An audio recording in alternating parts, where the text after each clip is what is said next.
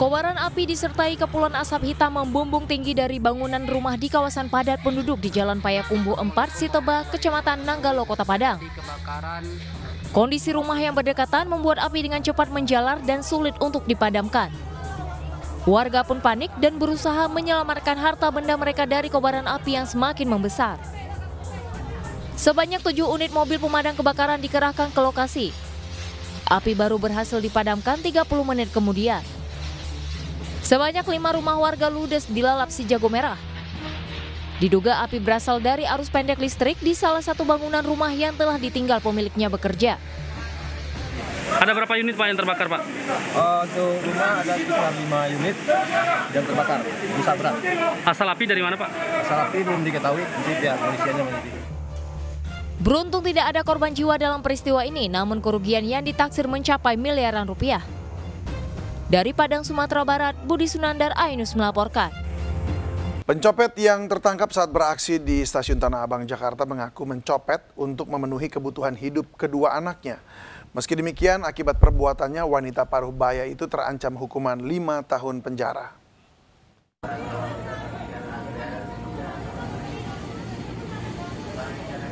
Pelaku pencopetan ini diamankan sejumlah petugas keamanan Stasiun Tanah Abang, Jakarta Pusat saat aksinya terpergok korbannya sendiri pada Kamis malam.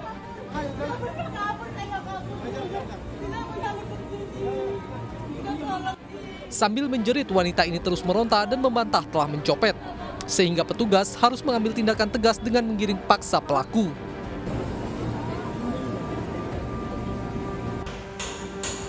Saat menjalani pemeriksaan di ruang SPKT Polsek Metro Tanah Abang, Jakarta Pusat, Jumat siang, wanita 40 tahun warga Bogor, Jawa Barat ini hanya bisa tertunduk malu. Pelaku mengambil telepon genggam dari dalam tas milik seorang penumpang di tengah padatnya penumpang di dalam gerbong KRL tujuan Tanah Abang, Bogor. Pelaku mengaku telah 3 kali mencopet dan terpaksa melakukannya demi memenuhi kebutuhan hidup 2 anaknya yang masih balita setelah bercerai dengan suaminya.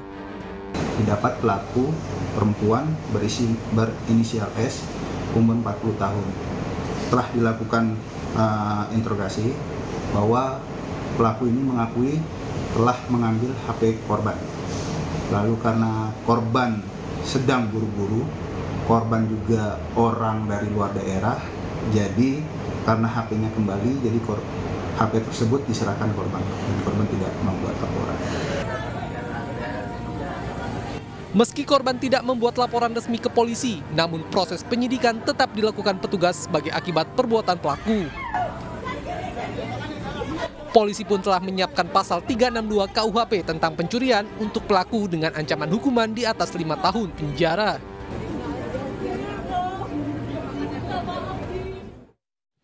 Pelaku pembacokan di Banjarnegara, Jawa Tengah dibekuk polisi. Pelaku menganiaya korban didasari motif asmara cinta segitiga.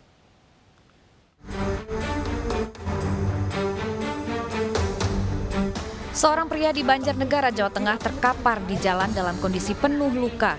Korban dianiaya pelaku berinisial TU menggunakan sebilah parang. Di hadapan polisi, pria berusia 61 tahun ini mengaku menganiaya korban didasari masalah cinta segitiga. Menurut pelaku, sebelumnya korban menantang pelaku saat sedang berada di jalan. Pada intinya, baik korban maupun pelaku itu mempunyai hubungan intim dengan satu wanita, dan satu wanita itu juga sudah mempunyai suami tetap. Akan tetapi adanya kecemburuan sehingga saat pelaku bertemu dengan korban di pertigaan itu, di suatu pertigaan di Punggelan, itu langsung terjadi pembacokan. Setelah terjadi pembacokan, untuk pelaku sendiri atas inisial TU itu langsung melarikan diri ke daerah perkebunan di belakang rumah pelaku tersebut. Saat ini pelaku ditahan di Mapolres Banjarnegara dan terancam hukuman 8 tahun penjara. Mario Dandi dan Shane Lucas, tersangka penganiayaan David Ozora, diserahkan ke kejaksaan dan akan disidang. Mario dan Shane ditahan di rumah tahanan Cipinang, Jakarta Timur.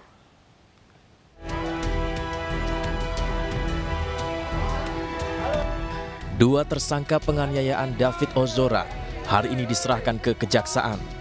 Keduanya diserahkan setelah berkas dinyatakan lengkap atau P21.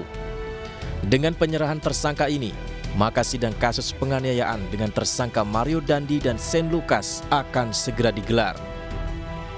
Selama menunggu persidangan, Keduanya ditahan di rumah tahanan kelas 1 Cipinang selama 20 hari.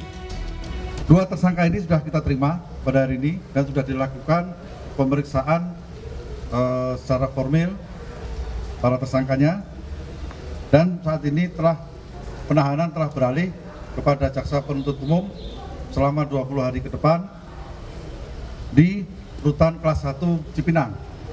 Pada saat ini kami akan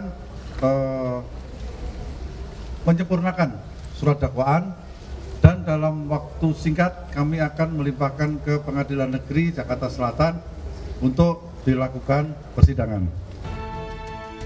Selain kedua tersangka, sejumlah barang bukti juga dilimpahkan ke Kejaksaan Tinggi DKI Jakarta. Proses pemeriksaan hingga penyerahan berkas keduanya memakan waktu yang tidak sebentar. Perlu waktu kurang lebih 3 bulan hingga berkas keduanya siap disidangkan. Tentunya memakan waktu yang cukup lama dalam hal ini, yaitu dalam rangka kesempurnaan berkas perkara. Ya, terhadap konstruksi pasal kita sempurnakan, jangan sampai ada celah. Sebelum diserahkan ke kejaksaan, Mario sempat meminta maaf kepada keluarga David Ozora. Mario juga menyesal telah menganiaya David. Ada permintaan maaf buat keluarga korban atau apa, Mario? Sedikit, Mario. Iya, saya menyesal ya, Mario ya. Ya, meminta maaf ya. Mario Dandi dan Shane Lucas tidak hanya dijerat dengan pasal penganiayaan berat, keduanya juga dikenakan pasal perlindungan anak dengan ancaman pidana maksimal 12 tahun penjara. Selain keduanya, kasus ini juga melibatkan remaja perempuan berinisial AG. Berbeda dengan Mario dan Shane, AG sudah divonis dengan 3 tahun 6 bulan penjara. AG dan JPU sempat mengajukan upaya banding, namun ditolak. Penganiayaan yang dilakukan Mario Dandi terhadap David Ozora terjadi di kawasan Pesanggerahan, Jakarta Selatan pada 20 Februari 2023. Akibat penganiayaan itu, David Ozora tak sadarkan diri dan harus dirawat intensif di rumah sakit.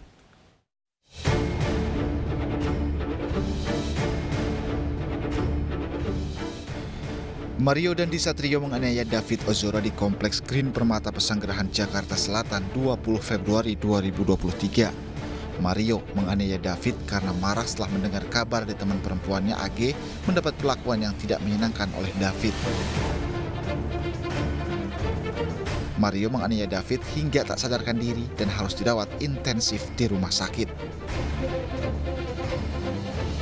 Terkait peristiwa ini, Polres Metro Jakarta Selatan menetapkan Mario Dandi dan temannya Shane Lucas serta AG menjadi tersangka.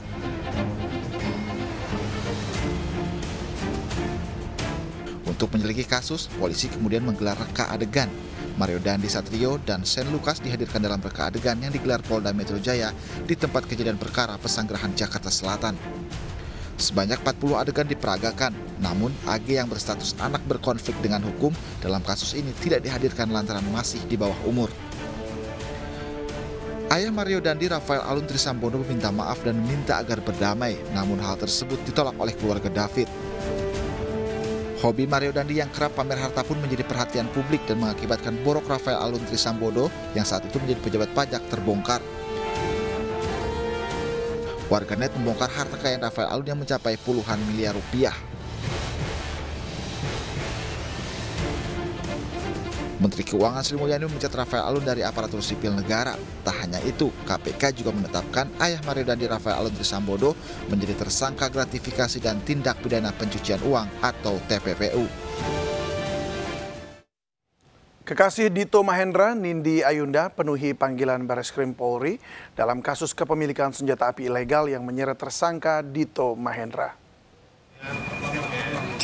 Didampingi oleh kuasa hukumnya, Nindi Ayunda tiba di Bareskrim Mabes Polri pada Jumat siang.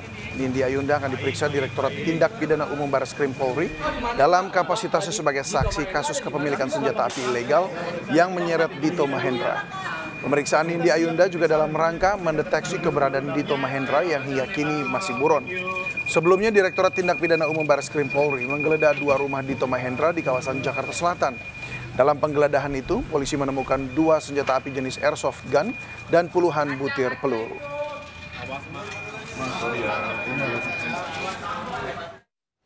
Polda Metro Jaya akan menerapkan jerat pasal baru dalam kasus kekerasan dalam rumah tangga antara pasangan suami istri yang terjadi di Depok, Jawa Barat. Pasal tersebut diterapkan karena kasus KDRT itu dilakukan berulang.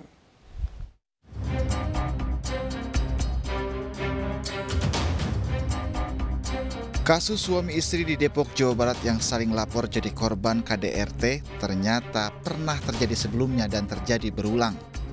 Hal tersebut disampaikan di Reskrimum Polda Metro Jaya Kombes Polisi Hengki Haryadi. Menurut Hengki, KDRT tersebut terjadi sejak tahun 2016 dan pernah dilaporkan ke polisi. Polisi pun akan menerapkan pasal baru jika hal tersebut terbukti. Oleh karenanya, karena ini perbuatan berulang, kami tambahkan pasal 64 KUHP atau forgeset handling. Perbuatan berlanjut, apabila ini benar dan kita temukan, maka ancaman hukumannya terhadap sang suami ini bisa bertambah sepertiga. Terkait kasus ini, Kapolda Metro Jaya Irjen Karyoto langsung datang ke Polres Depok pada Kamis kemarin. Menurut Kapolda, proses hukum berjalan dan sesuai prosedur, pasalnya penetapan tersangka kepada keduanya ada unsur saling melukai. Dan ini setelah saya tadi mungkin 30 menit saya diskusi dengan rekan-rekan, saya sudah bisa melihat bagaimana sebenarnya perkara ini terjadi. Ini ada sebab akibat antara suami dan istri yang saling melakukan kekerasan, ya, yang saling melakukan kekerasan. Sebelumnya kasus KDRT viral di media sosial, bahkan mendapat perhatian dari Menteri Hukum dan HAM Yasona Laoli. Dari Depok, Jawa Barat, Iyung Rizky, iNews melaporkan. Politikus PKS Bukhari Yusuf berencana melaporkan balik mantan istrinya terkait kasus KDRT. Sebelumnya, kasus KDRT yang melibatkan anggota DPR dari fraksi PKS tersebut menggegerkan publik. Kasus tersebut bahkan telah ditangani Bareskrim Mabes Polri.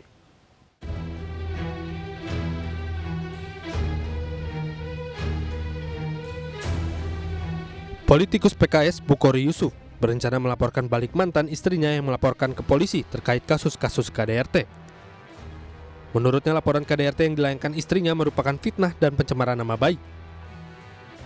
Sebelumnya, kasus dugaan kekerasan dalam rumah tangga yang melibatkan anggota DPR gegerkan publik. Pelaku KDRT yakni anggota DPR dari fraksi Keadilan Sejahtera, Bukhari Yusuf. Bukhari dilaporkan istrinya keduanya karena diduga telah melakukan kekerasan dalam rumah tangga. Dugaan KDRT terjadi beberapa kali selama kurun waktu 2022. Penasihat hukum korban mengatakan korban telah melaporkan kasus tersebut sejak November 2022 ke Polres Tabes, Kota Bandung. Namun pada 9 Mei, laporan tersebut dilimpahkan ke Bareskrim Mabes Polri karena lokasi kejadian ada di 3 daerah, yakni Depok, Bandung, dan Jakarta. Korban telah meminta perlindungan dari LPSK, yang kemudian sejak Januari 2023 statusnya terlindung. Sementara itu, PKS sudah melakukan proses penyelidikan internal dan kadernya sudah menandatangani surat pengunduran diri sebagai anggota DPR RI. Karena Bukhari telah mundur dari anggota DPR, Mahkamah Kehormatan Dewan DPR tidak bisa memproses KDRT tersebut dan kini kasus fokus ditangani Bareskrim Mabes Polri.